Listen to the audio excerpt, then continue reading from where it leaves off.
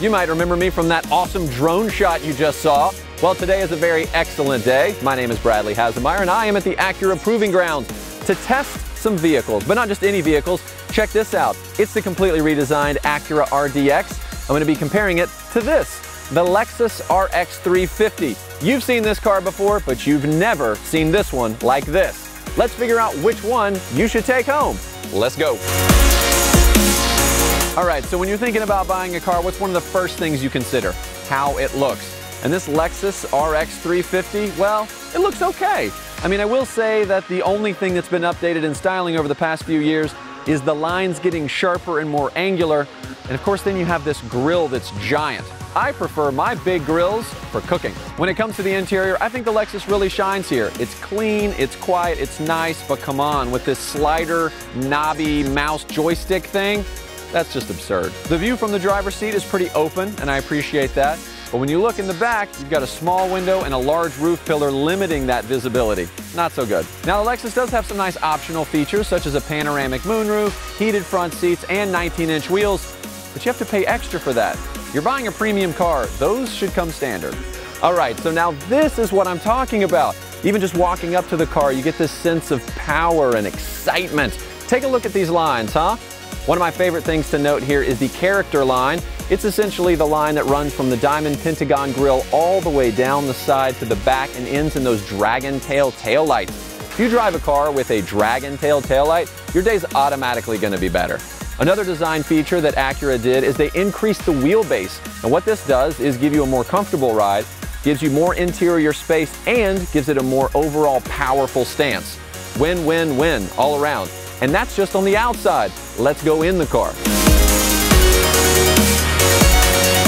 Welcome to the lifestyles of the rich and famous inside here, baby. Yeah, look at this interior, huh? It's like you're in first class. You got this leather-wrapped sports steering wheel with paddle shifters. Boom, boom, boom, boom. So much power just in my hands. And look up. It's a bird. It's a plane. No, it's a giant panoramic moonroof, which comes standard, by the way. All this is based on Acura's precision cockpit, and I think it feels like first class. Of course, I don't really know what first class feels like because they flew me coach. Yeah, you did. You did. But I'm okay about that.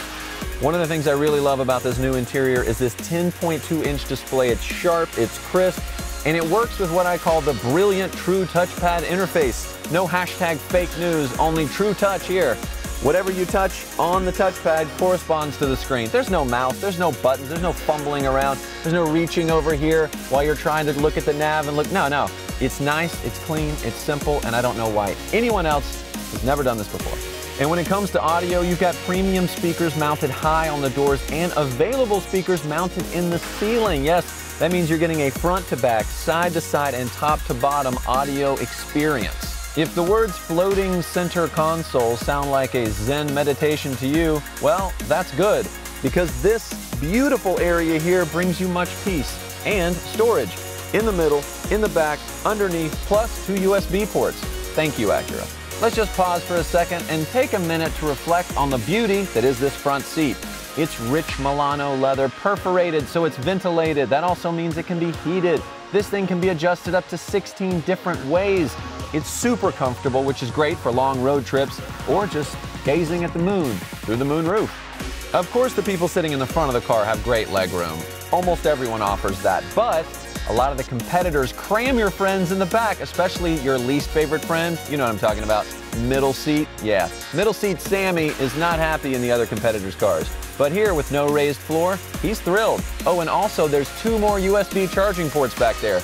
You don't have to talk to your kids. Plug them in. And this is an SUV, of course, so let's talk cargo. Back here, cargo is top-notch. Check this out. Convenient underfloor storage, yes, perfect for hiding all of those things that you don't want seen. And unique to this segment, ta-da, even more underfloor storage. Now, let's say you've got something large that you need to put back here. That's fine. Just pull these handles. Boom. All seats fold flat. Now it's time to find out which one of these two has racing in its DNA. Oh, there we go. That's what I'm talking about. That's all thanks to the 2-liter turbo in this RDX. It delivers a surprisingly large amount of power and torque.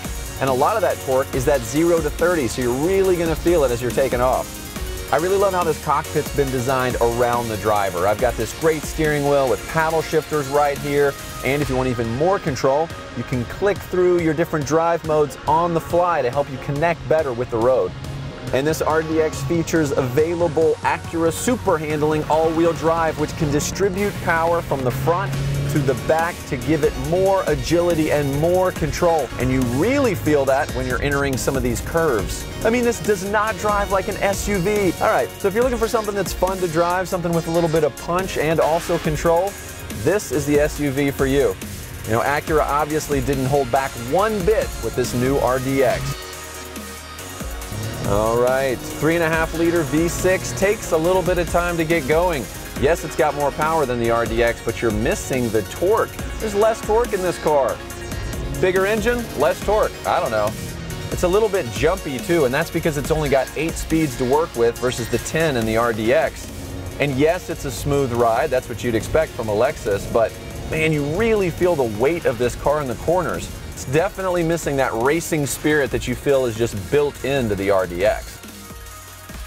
Hey, no disappointment here. The all-new Acura RDX is bold and distinctive. This SUV also comes loaded with so many great standard features that you'll pay an arm and a leg for on other brands, and I prefer to keep my appendages, thank you.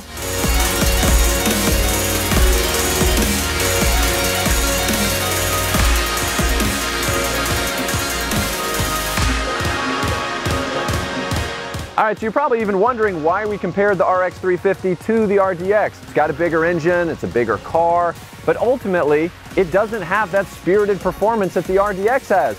You would think it would, just based on the size of this grille right here. It's got the grills to pay the bills if you drive this car.